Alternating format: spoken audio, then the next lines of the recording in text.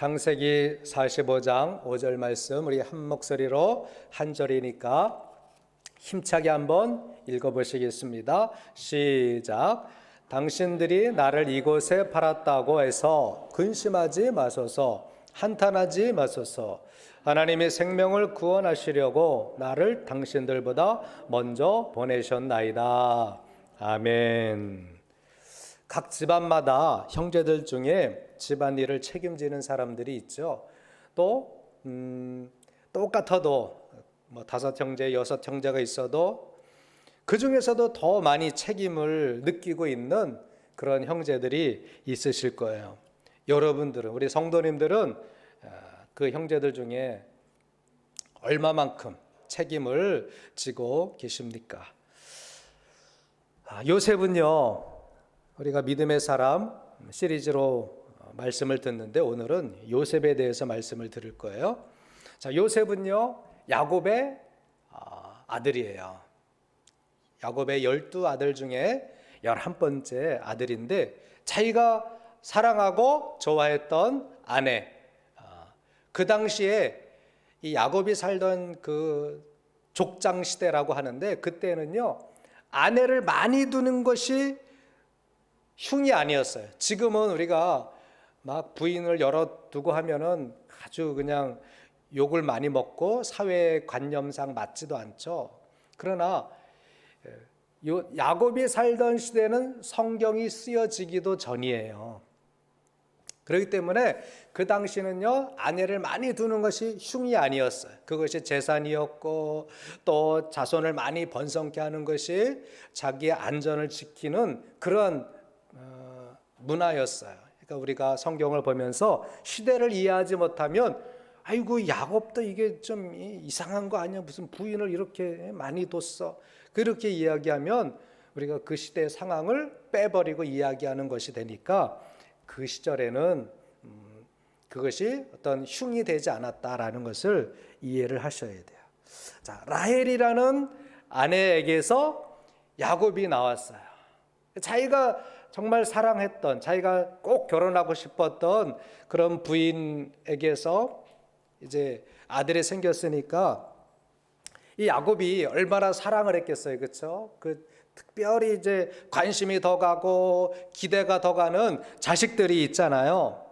그런데 문제는요, 다른 형제들이 이 요셉을 시기하고 싫어하고 저놈의 새끼 그냥 죽어버렸으면 좋겠다. 너무 시기하다 보니까 막 그런 거예요. 막 미워했던 거예요. 아마 저도 그렇고 여러분들도 이제 많이 형제들이 많잖아요, 그렇죠? 저희도 4형제예요. 그러니까 우리 권사님들, 우리 뭐 집사님들은 이제 형제들이 많은 그런 시대 가운데 살았잖아요. 그러면 아버지 어머니가 늘 장남 큰애 이렇게 이야기하면 어렸을 때는 몰랐지만 좀 자라면서는 아이고 우리 아버지는, 우리 엄마는, 우리 할머니는 맨날 장난만 좋아해. 그런 이제 시기가 생길 수도 있어요. 저희 장모님도 보면 장남 하시더라고요. 그러니까 문화가 그런 거예요. 둘째, 셋째, 뭐 넷째는 별로예요. 제일 먼저는 장남, 밥도 장남 거 먼저 챙기고 옷을 사줘도 장남 거 사주는 거예요. 그 나머지는 어떻게 해요? 물려서 입는 거예요. 근데 저희 형은 크고 키가 컸어요. 등치가 있어서 저까지 올 때까지는요, 옷을 입을 수가 없는 거예요. 작은 형도 키가 좀 작고 저도 좀 작은 편이라 맨날 새 옷은 이제 장남만 사주고 우리들은 그냥 옆집에서 작은 거 그냥 얻어서 입고 그랬던 기억이 있는데, 야곱의 자식들 중에서도 특별히 야곱이 요셉을 사랑하고 아끼니까 막 야곱에게 좋은 옷을 입히고 그냥 그냥 막 이렇게 끼고 아버지가 끼고 살고 어머니가 끼고 살고 하니까 형제들이 그렇게 미워했던 거예요. 그 미움이 극에 달아서 다른 형제들이 저놈의 요셉을 죽이자. 죽인 거나 다름이 없어요. 근데 가까스로 죽이지 말고 저 그냥 노예상에게 팔아버리자. 그때는 사람을 사고 파는 그런 노예 제도가 있었던 거예요. 노예 제도라고 말할 것도 없죠. 그냥 물건처럼 취급을 하는 거예요. 중세 시대에도 노예 제도가 있었다고 우리가 역사를 통해서 알고 있잖아요. 그러니 이 창세기는 완전 고대예요. 그렇죠? 고대. 다행히 이제 모세가 이렇게 기록으로 남겨서 우리가 그 시대의 문화를 알게 되었지만 뭐 사람 팔고 사는 것은 문제도 아니었어요.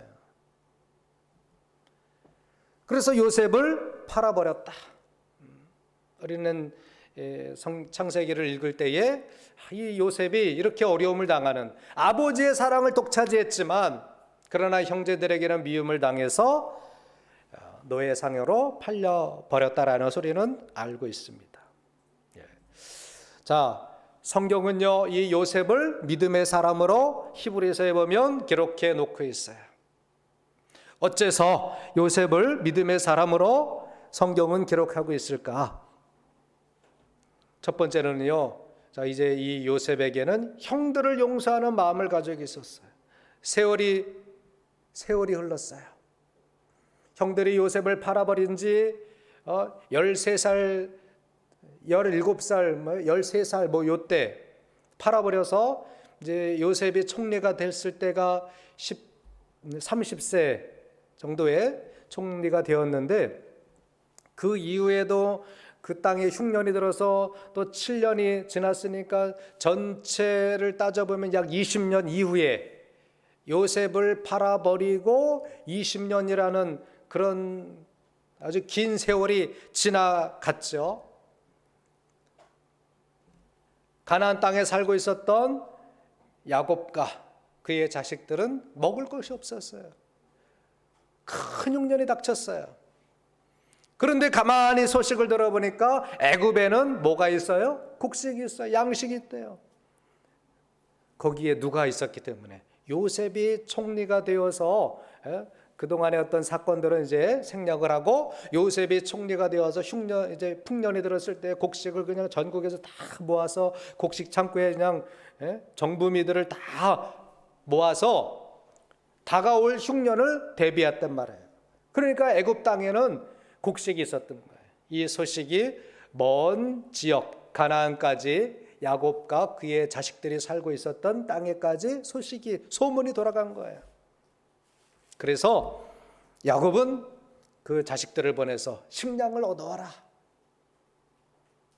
그렇게 된 거예요. 그래서 이제 야곱의 아들들이 애굽에 내려갔더니 거기에 누가 있었냐? 요셉이 있었어요. 형들은 요셉이 죽은 줄 알고 있었기 때문에 애굽의 총리가 요셉인지도 모르는 거예요. 그런데 요셉이 보니까 자기 형제들이에요. 20년 세월이 지났지만 형들을 알아볼 수 있었어요. 그 몰골을 알아볼 수 있었어요. 자기를 미워했던 형제들, 자기를 팔아버리고 자기를 노예상에 넘겼던 형제들을 한눈에 알아볼 수 있었어요. 왜냐하면 가난하면 별로 먹지도 못하고 치장하지도 못하고, 근데 요셉은 그래도 총리가 되어서 잘 먹고 옷도 치장하고 의복도 좋았겠죠. 그러니 형들은 요셉을 몰라봤지만 요셉은 형들을 알아보게 된 거예요. 요셉은 생각하기도 싫은 어려움을 당하면서 그동안 20년의 세월이 흘렀습니다. 그런데 그 20년의 세월, 수많은 세월이 흘러갔지만 형제들을 미워하고 만나기만 하면 내가 죽여버려야 되겠다, 그런 마음을 가지고 살았던 사람이 아니었어요. 그는 어려움을 당하면서 더 성숙의 길로 내가 인생을 성숙하게 살아야 되겠다, 그런 마음을 갖게 된 것입니다. 많은 고난과 시련 가운데 자기의 인생의 이력이 쌓여져 갔지만 그래도 살아있는 것에 대해서 감사의 마음을 갖게 되었어요. 용서하는 마음을 갖게 되었어요. 형들을 만나면, 부모님을 만나면 용서하고 사랑해야 되겠다라는 마음을 가지고 살게 되었습니다. 그것이 요셉의 마음이었어요. 여러분, 우리의 마음이 높은 곳에 있으면 별거 아닌 거 가지고 짜증이 납니다. 화가 납니다. 미움이 생깁니다. 그런데 마음을 낮추면 모든 삶에 감사할 수 있어요. 용서할 수 있어요. 별것 아닌 것, 큰일 아닌 것 웬만하면 다 넘길 수 있어요. 예수님이 말씀하셨어요. 누가복음 18장 14절에 보니까 우리 함께 읽어볼까요? 시작.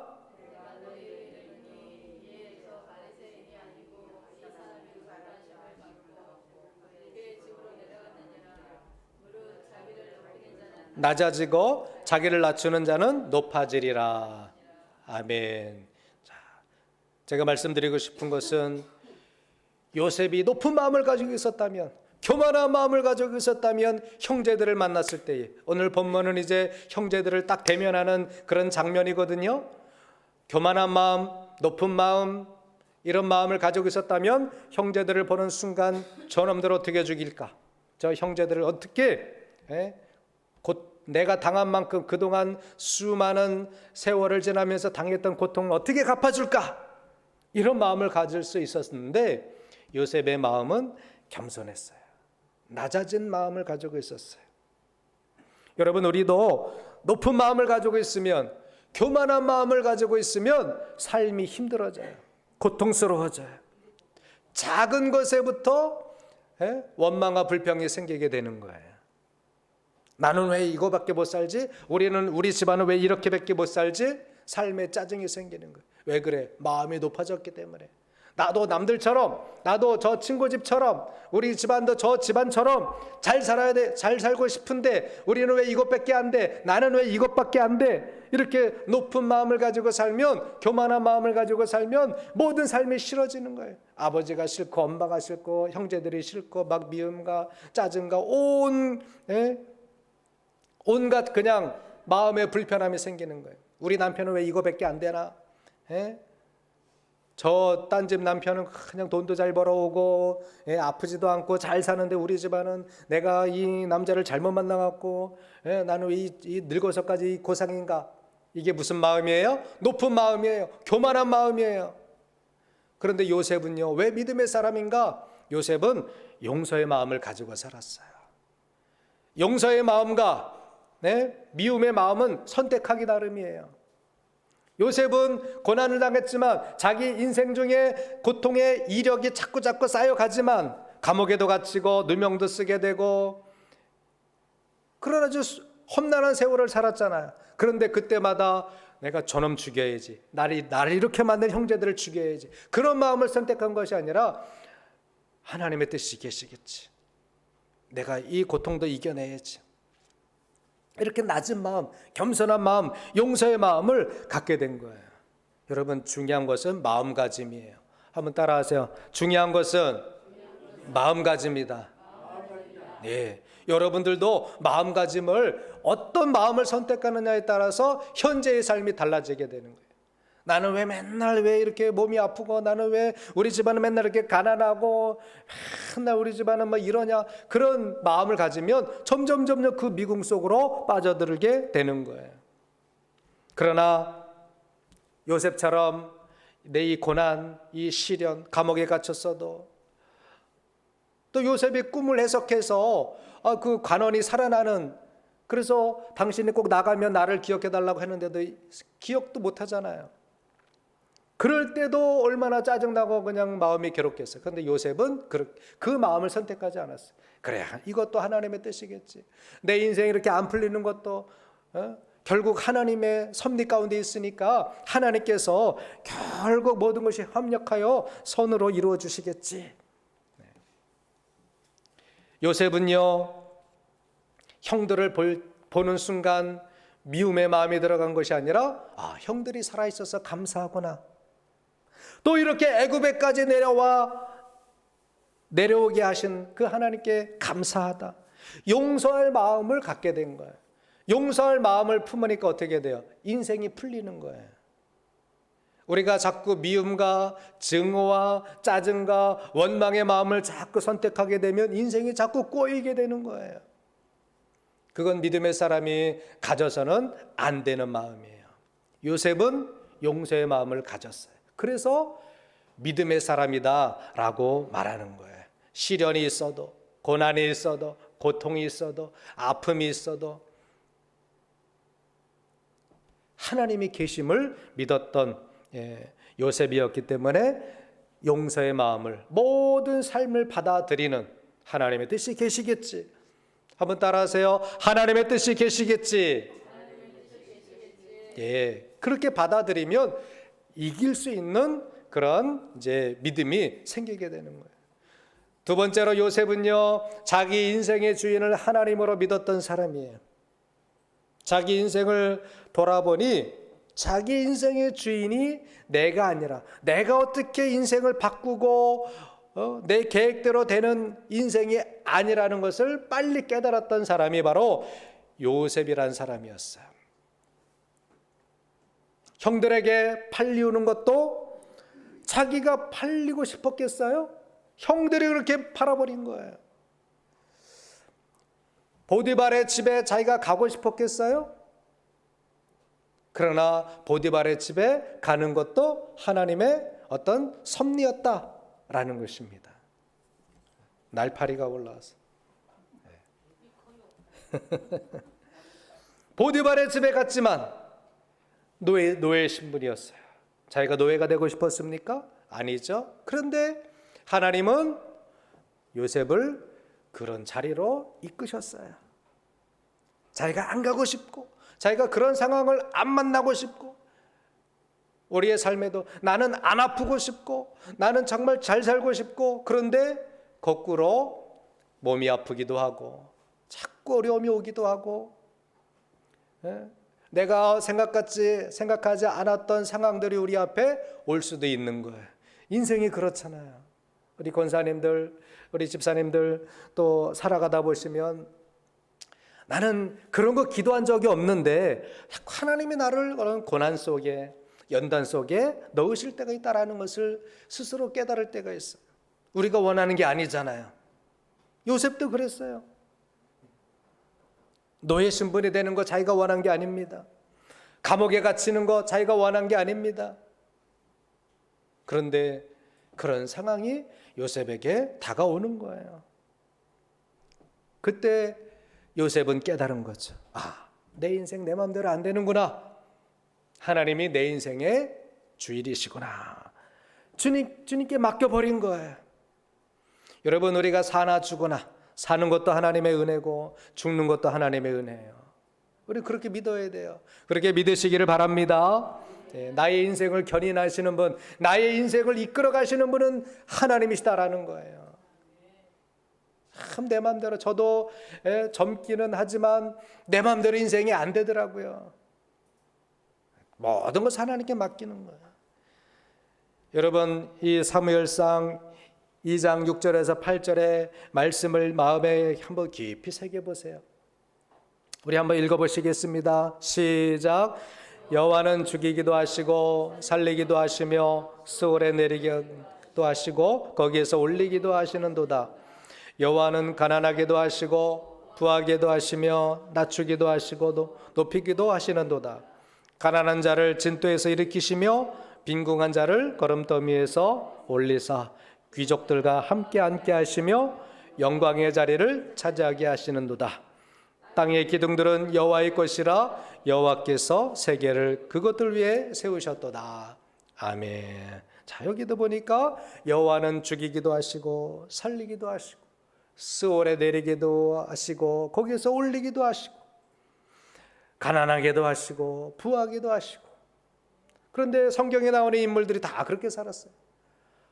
아브라함도, 이삭도, 야곱도, 또 룻기에 보니까 나오미야, 또 룻도 그렇고 다 하나님을 믿는 백성이지만 가난하게도 되고 남편을 잃어버리기도 하고 자식을 잃어버리기도 하고 이런 그 우여곡절이 믿음의 사람들에게도 다 있다라는 거예요. 그러나 거기서 우리가 원망하고 불평하고 내 인생 왜 이래, 나는 정 망한 것 같다, 그런 이야기 하나요? 그렇게 하지 않잖아요. 물론 잠깐 그런 상황도 있어요. 사람이 감정적이기 때문에 원망과 불평도 생기기도 해요. 그러나 결국 주인은 하나님이시다. 할렐루야. 내 인생의 주인은 하나님이시다. 아멘. 한번 선포해 보세요. 내 인생의 주인은 하나님이시다. 이것을 우리가 믿으면 불안해하지 말아야 돼요. 염려하지 말아야 돼요. 여러분, 파도에 맞서는 것보다 파도에 자기 몸을 맡기면, 바닷가에 가신 적 있으셨잖아요, 그렇죠? 내가 막 파도를 이겨보려고 막 하면은 그냥 뭐 숨만 차요. 아주 거기다 이제 물도 먹고 막 그래요. 그런데 내 몸을 파도에 맡기면 그냥 자연적으로 이렇게 헤엄도 되고 수영 치는데도 수월해요. 막 내가 하나님과 맞서서 내가 그냥 이 문제를 내가 그냥 하나님 나 이렇게 만드셨어, 내가 하나님과 싸워서 이길 거야, 막 그렇게 하면 막 더 힘들어요. 왜 우리 집안은 왜 이거밖에 안 돼라고 막 짜증내고 원망하고 막 싸우려고 혈기 부리면 더 힘들어요. 그러나 하나님께 맡기고, 하나님 이 순간 주께서 나에게 맡기신 시간이라면 제가 견디겠습니다. 믿음으로 이기겠습니다. 더 엎드리겠습니다. 하나님께 맡깁니다. 이렇게 하면 그 순간이 절망이 아니라 다시 소망이 생기. 왜? 하나님께서 그렇게 나를 그 자리에 두셨다면 또 올리실 거란 말이에요. 할렐루야. 모든 세계, 모든 인생을 주관하시는 분은 하나님이셔요. 그러므로 여러분, 왜 내 인생이 왜 이렇게 됐을까? 원망하지 마세요. 불평하지도 마세요. 다만 내 마음속에 주인을 하나님으로 삼고 마음을 편안하게 하시기를, 하나님이 결국 여러분들을 좋은 자리에, 또 성도의 자리에 올려주실 것이기 때문에 불평 원망하지 않기를 주님의 이름으로 부탁을 드립니다. 시편 37편 5절에 보니까 우리 다 같이 한번 읽어보시겠습니다. 시작. 내 길을 여호와께 맡기라. 그를 의지하면 그가 이루시고. 하나님께 맡기세요. 건강도 맡기세요. 자녀도 맡기세요. 내 노후도 주님께 맡기세요. 그냥 원망 불평 이거는요 마귀가 주는 거예요. 하나님께 맡기면 그래, 좁은 길도 가고 벼랑 길도 가고 사는 것에 하나님이 그래도 나를 살려주신 것에 감사하면 용서의 마음이 들어요. 평안한 마음이 들어요. 또 한 군데 읽어보겠습니다. 잠언 16장 3절, 우리가 잘 아는 말씀. 시작. 너의 행사를 여호와께 맡기라. 그래야면 내가 경영하는 것이 이루어지리라. 아멘. 맡기셔야 돼요. 땅에 씨앗을 뿌려놓고 이놈 왜 안 나와, 이거 왜 안 자라, 그냥 막 팠다 또 뺐다가 심었다가 뭐 어떻게 됐다가 막 잡아 빼고 그러면 되나요? 그럼 농사 잘 짓는 건가요? 아니죠. 기다려야 돼요. 심어놓고 이제 자라는 거, 열매 맺는 거, 꽃 피는 거, 열매 맺는 거, 태풍에 쓰러지지 않는 것, 이것도 하나님께 맡겨야 되는 거예요. 내가 할 수 있는 부분은요 심어 놓는 거예요. 그리고 나머지는 하나님께 다 맡기는 거예요. 자식을 내 몸으로 낳았지만 자식들의 인생을 살아가는 것은요 하나님께 맡겨야 되는 것더라고요. 내가 어떻게 되는 게 아니에요. 부모님이 넌 서울대야, 그럼 애들이 그 서울대 쏙 가나요? 그렇지 않죠. 너는 재벌이야, 그러면 애들이 재벌이 딱 되나요? 뿅 하고 재벌이 되나요? 그것도 아니에요. 그냥 하나님께 맡기는 거예요. 그리고 영혼이 잘 되면 되는 거예요. 영혼이 잘 돼서 하나님을 믿고 하나님을 알게 되는 인생이 되면 최고의 인생이 되는 거예요. 맡기는 거예요. 하나님께 맡기고 여러분 다만 기도해 주시고 격려해 주시고 그 아이들이 정말 하나님 앞에 옳은 길로 갈 수 있도록 자식들을 위해 기도하는 저와 여러분 되시기를 주님의 이름으로 부탁을 드립니다. 요셉은 자기 인생의 주인은 내 마음대로 되는 것이 인생이 아니구나, 하나님이 내 주인이시구나 라는 믿음을 딱 가졌기 때문에 그 시련과 고통을 견딜 수 있었어요. 마지막으로 요셉은요 왜 믿음의 사람이라고 성경은 말하느냐, 요셉은 오늘 본문처럼 당신들이 나를 이곳에 팔았다고 해서 근심하지 마소서, 한탄하지 마소서, 하나님의 생명을 구원하시려고 나를 당신들보다 먼저 보내셨나이다. 요셉은요 구원의 표상이에요. 하나님의 관심은 어디에 있어요? 구원에 있어요. 하나님의 관심은 어디에 있다고요? 구원에 있어요. 그럼 나를 향하신 하나님의 관심은 무엇이 있을까요? 내가 부자 되는 것에 관심이 있을까요? 내가 재산 많이 불어나는 것에 하나님의 관심이 있을까요? 하나님은 나의 무엇에 관심이 있으셔요? 내 영혼의 구원에 관심이 있으신 거예요. 하나님이 우리가 다 재벌되는 것을 원하셨다면 다 재벌로 만드셨겠죠. 그렇죠? 하나님이 다 우리를 큰 집에 사는 것을 원하셨다면 다 큰 집을 주셨겠죠. 하나님의 관심은 거기에 있는 게 아니에요. 물질에 있는 것이 아닙니다. 그런 물질, 눈에 보이는 것은 다 사그러들어요. 사라져요. 변화되는 거예요. 가치가 변합니다. 전에 100만 원이었던 것이 지금은요 10,000원밖에 안 가는 것도 있어요. 가치가 달라지는 거예요. 하나님의 가치는 어디에 있습니까? 하나님의 영원한 변하지 않는 가치는 영혼에 있는 거예요. 믿으시기 바랍니다. 그래서 나는 교회 다니는데 나는 왜 기도도 하는데 우리 집은 왜 이렇게 못 살고 돈도 없고 맨날 이렇게 가난합니까? 가치가 거기에 있는 게 아니에요. 천하보다 귀한 가치는요 영혼이에요. 영혼. 나의 영혼, 여러분의 영혼, 하나님은 이 영혼 구원하기에 관심 있으심을 믿으시기 바랍니다. 그렇기 때문에 근심하지 마세요. 따라하세요. 근심하지 마소서. 큰 소리로 근심하지 마소서. 한탄하지 마소서. 예, 우린 그렇게 말해야 돼요. 자녀들에게도 예, 너 돈 없다고 근심하지 말어. 너 좀 어렵다고 한탄하지 말어. 우리 자신에게도 근심하지 말자. 한탄하지 말자. 내 환경이 이렇다고 근심하거나 한탄하지 말자. 오늘 이것이 하나님이 여러분에게 주시는 음성인 줄 기억하시기 바랍니다. 하나님의 관심은 생명, 영적인 생명, 구원에 관심이 있으시다라는 거예요. 요셉은 그걸 알았어요. 그렇기 때문에 자기가 노예가 되었어도, 감옥에 갇혔어도, 가족들과 떨어져 살았어도 그것 때문에 원망불평하지 않았던 거예요. 요셉에게는 단 하나, 하나님이 나를 애굽에 보내신 것은 우리 가족을 구원하시기 원하셔서 하나님께서 나를 이곳에 20년 전에 보내셨구나라는 것을 알았습니다. 요셉을 애굽에 보내신 것은 이스라엘 민족을 구원하시기 위한 하나님의 원대한 계획이셨구나라는 것을 요셉은 깨달았다라는 거예요. 예수님이 이 땅에 오신 이유는 뭘까요? 우리를 부자로 만들어주시기 위해서 오신 것이 아닙니다. 우리를 높은 명예의 자리에 올리시기 위해서 오신 것도 아닙니다.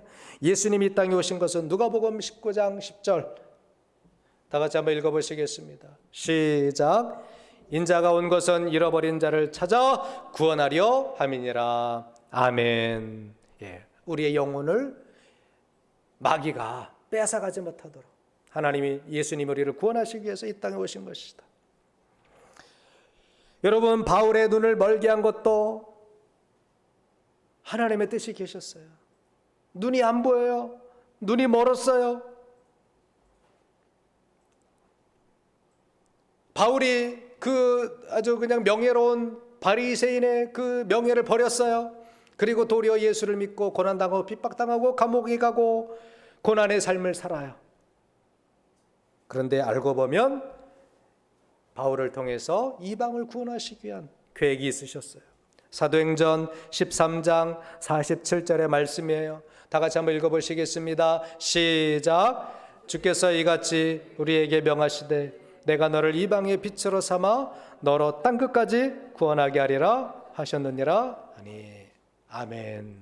자, 바울 예수 믿으면서 고생하잖아요. 그렇죠? 눈도 멀고 매도 맞고 죽을 길을 넘기고 배고프고 풍랑을 만나고 매도 맞고. 그런데 왜 그래요? 이방을 구원하기 위한 하나님의 계획이 있으셨기 때문에 바울은 그걸 참아내는 거예요. 여러분, 우리 삶에도 이런 사명이 있다라는 것을 우리가 믿으면 원망불평을 이길 수 있어요. 내가 왜 이 집안에 시집을 왔어야 됐지? 좋지도 않은 집안인데 고생만 했는데 왜 왔지? 그것이 아니라 하나님이 그 집안을 구원하시기 위해서, 하나님이 그 가문을 구원하시기 위해서, 아니면 내 남편을 구원하기 위해서, 내 아내를 구원하기 위해서, 내 자식들에게 구원의 씨가 되기 위해서 하나님께서 나를 이곳에 보내셨구나. 그렇게 믿으시기 바랍니다. 하나님이 여러분들을 왜 새희망교회에 남아있게 하셨습니까? 왜 이곳에 보내셨습니까? 하나님의 뜻이 계시구나. 나를 구원하시기 위해서, 나를 통하여 구원하시기 위해요. 하나님의 관심은 구원에 있는 거예요. 여러분, 요셉 한 사람을 먼저 보내심은 온 이스라엘 민족을 구원하시기 위함이었어요. 한 사람이 넘어지는 것은요, 그 넘어졌다고 끝나는 게 아니에요. 다른 사람을 일으키게 하는 그런 계기가 되기도 합니다. 우리가 간증을 들을 때 그 사람의 실패담을 들어요. 그 사람이 넘어졌는데 그 넘어짐을 통해서 다른 사람들이 위로받고 다른 사람들이 구원 얻는 놀라운 역사가 있어요. 로마서 11장 11절에 봐도 우리 마지막으로 한번 읽어볼까요? 시작. 그러므로 내가 말하노니 그들이 넘어지기까지 실족하였느냐? 그럴 수 없느니라. 그들이 넘어짐으로 구원이 이방인에게 이르러 이스라엘로 시기나게 함이니라. 아멘. 한 사람이 넘어지는 것은요, 넘어지는 것으로 끝나지 않아요. 이스라엘이 멸망을 당했지만 멸망당하는 데는 뜻이 있어요. 이방들을 구원하시기 위한, 또 이스라엘을 시기나게 하셔서 다시 정신 차리고 구원에 이르게 하시기 위해서 하나님의 계획이 있으셨다라는 거예요. 요셉이 넘어진 것 같아도, 요셉이 끝난 것 같아도 그 요셉을 통하여 그 가족을 구원하시는 놀라운 하나님의 계획이 있으셨던 거예요. 예수님이 십자가에 죽으신 것은 예수님이 넘어진 것 같았는데 예수님이 열방을 구원하시는 그러한 놀라운 구원의 계획이 있으셨던 거예요. 내가 고통당하는 것, 내가 아픈 것, 이게 그냥 그 통으로 끝나는 것 같지만 또 그 고통을 통해서 하나님의 또 다른 계획이 있으신 거예요. 많은 세상에 그런 어떤 질병의 고통을 겪으면서도 간증을 하고 또 많은 사람들에게 어떤 위로가 되는 그런 분들이 계시죠. 그의 어떻게 현상으로 보게 되면 그의 넘어짐이에요. 그 장애는 그 사람의 어떤 아픔이에요. 그런데 그것으로 끝나지 아니하고 그 장애를 통하여, 그 고통을 통하여 가족이 구원받기도 하고 친구가 구원받기도 하고 많은 성도들이 구원을 얻는 계기가 되기도 하는 거예요. 결론의 말씀을 드립니다. 예수님은 하나님의 아들이셨어요. 그런데도 멸시와 천대를 받으셨습니다. 그렇지만 예수님은 구원의 희생 제물로서 많은 영혼들을 구원하신 거예요. 저와 여러분들을 구원하신 거예요. 예수님이 그 고통을 선택하지는 않으셨지만 아버지의 뜻에 순종하시는 거예요. 예수님이 내가 고통당할 때 이렇게 되신 것이 아니에요. 여러분들도 또 우리들도 저도 내가 고통을 선택하며 나아가는 것이 아니잖아요. 아버지의 뜻을 순종하는 거죠. 요셉도 자기가 노예로 팔리겠다 선택한 것이 아닙니다. 자기가 감옥에 갇히겠다 선택한 것도 아닙니다.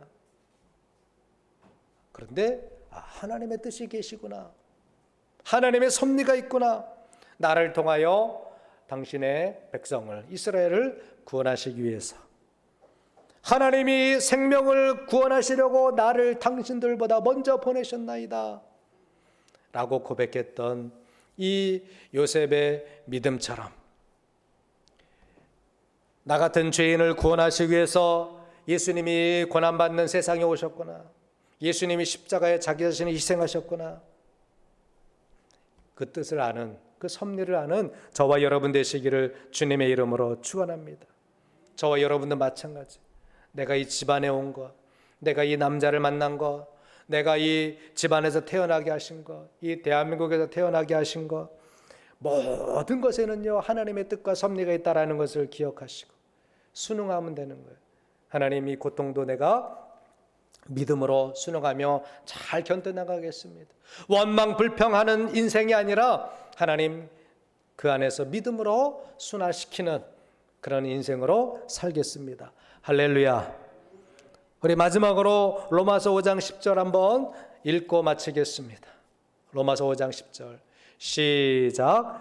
곧 우리가 원수 되었을 때에 그의 아들의 죽으심으로 말미암아 하나님과 화목하게 되었은즉 화목하게 된 자로서는 더욱 그의 살아나심으로 말미암아 구원을 받을 것이니라. 아멘. 제가 오늘 설교 제목을 화해의 사람 요셉이라고 정했는데, 요셉은 형제들을 만났을 때에 원수 갚아야지 라고 했던 것이 아니라 화해하기를 먼저 선택했어요. 그래서 당신들이 나를 이곳에 팔았다고 해서 근심하지 마소서, 한탄하지 마소서. 하나님의 생명을 구원하시려고 나를 당신들보다 먼저 보내셨나이다 라고 고백합니다. 예수님도 자기가 십자가에 죽는다고 원망불평하지 않으셨어요. 하나님이 생명을 구원하시려고 나를 십자가에 이렇게 죽게 하시는구나. 그는 믿었어요. 순종했습니다.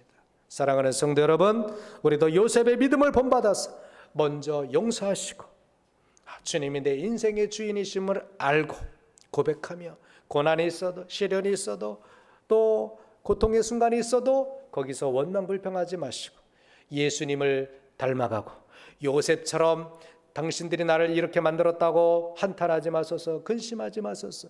하나님의 생명을 구원하시려고 나를 당신들보다 먼저 보내셨나이다. 이렇게 고백하며 인생을 살아가는 저와 여러분 되시기를 주님의 이름으로 축원합니다.